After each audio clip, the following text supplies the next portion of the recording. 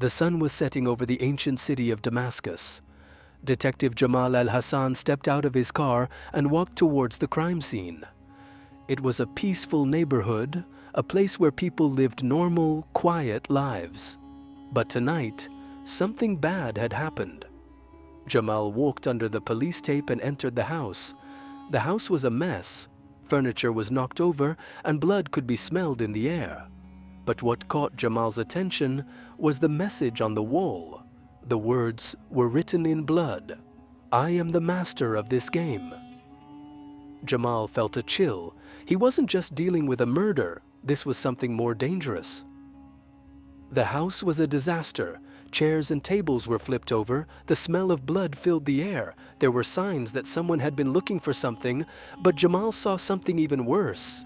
On the wall, someone had written with blood, "I am the master of this game."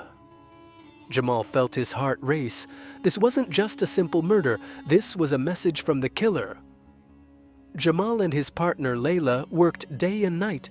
They interviewed neighbors and looked through the house for clues, but the killer seemed to be getting away with it.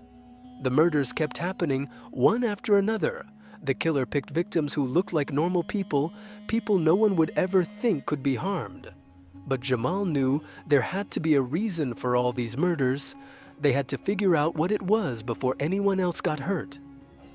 Days passed, and the killer's murders became more mysterious. Each time there was a strange message left at the scene. It was as if the killer wanted to play a game, but Jamal couldn't figure out the rules. "This person wants control over everyone," Jamal said one day. "This is more than just killing. He's playing with our minds." Jamal felt the pressure building. He needed to solve this case quickly.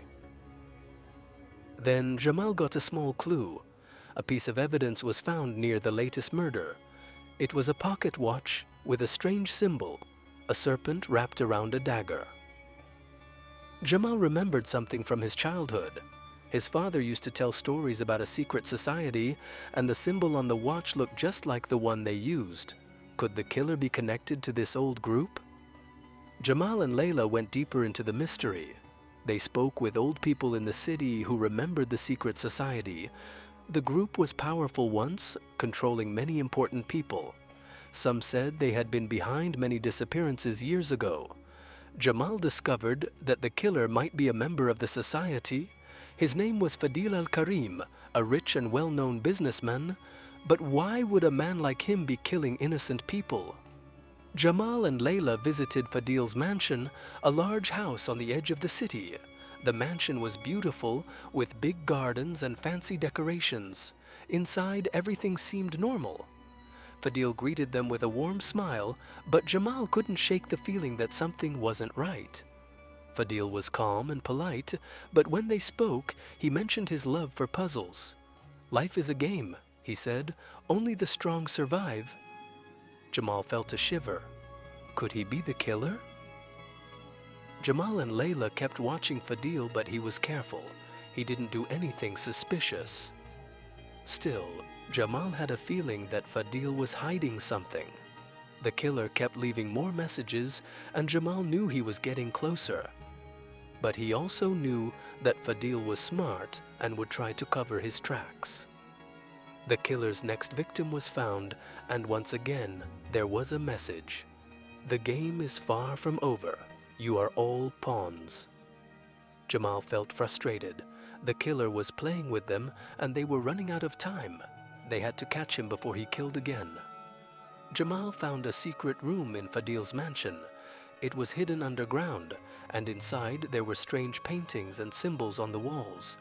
But the worst part was what they found in the middle of the room, items from the victims taken as trophies. And there, on the wall, was another message, "I will always be watching." Jamal felt his heart sink. Fadil was the killer. The clues were all there. Jamal found a journal in Fadil's study. It told the story of how Fadil had joined the secret society and risen to power. The journal showed that Fadil enjoyed controlling people. He didn't just want money or power, he wanted to control lives.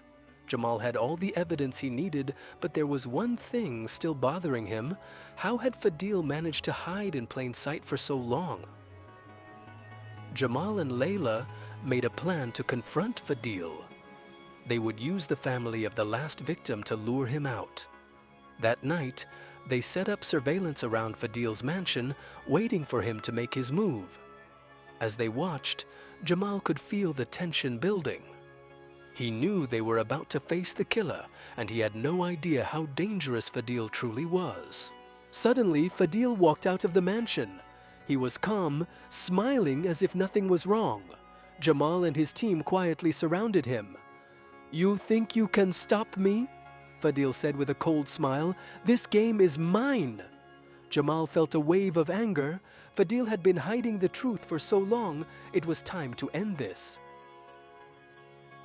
The showdown between Jamal and Fadil was a battle of minds.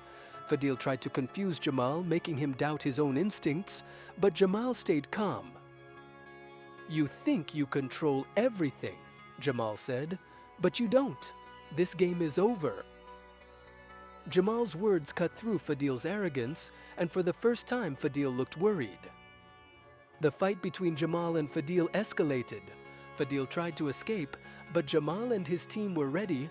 After a tense chase, they finally caught Fadil. Even as he was caught, Fadil laughed. "You think this is the end? The game is never finished." As Fadil was taken away, Jamal realized the truth. Fadil hadn't just been killing people on his own, he had been using his position to make others do his dirty work. He was the mastermind behind everything. But even as Fadil was caught, Jamal knew there were more dangers lurking in the city. With Fadil locked away, the city began to heal. The people could finally sleep without fear. But Jamal couldn't forget what he had seen. The darkness of the case still haunted him. Jamal sat alone in his office. The case had changed him. He had stopped the killer, but what about the others like him? There were still many unknowns in the world. Jamal knew that his fight wasn't over. The world wasn't always what it seemed, and evil could hide in the most unexpected places. But Jamal was ready for whatever came next. As Jamal looked out over the city of Damascus, he realized that the game had never truly ended. The darkness would always be there, waiting for its next move, and Jamal would always be ready to fight back. The end.